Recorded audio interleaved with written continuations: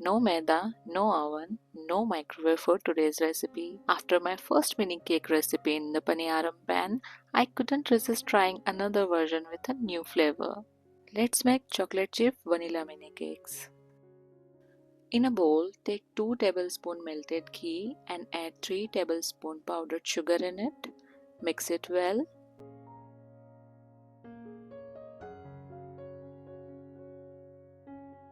Then add half cup wheat flour, 2 tablespoons milk powder, half teaspoon baking powder and a pinch of baking soda.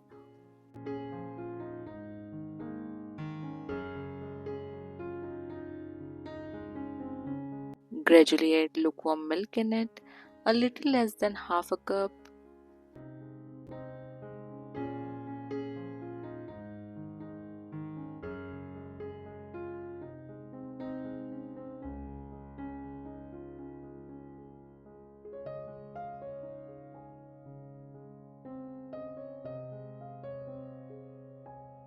Now add vanilla extract.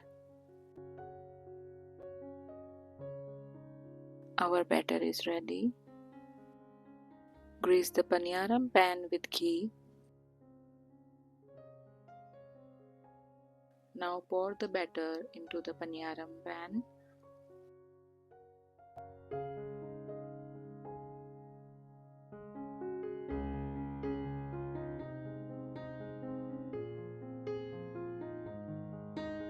Top it off with some chocolate chips.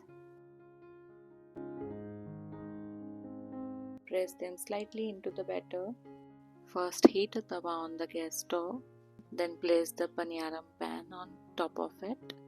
Cover and let them rise. Use a cloth to wipe off steam from the lid so the cakes stay dry. Cook for 10 to 12 minutes. They rise so perfectly.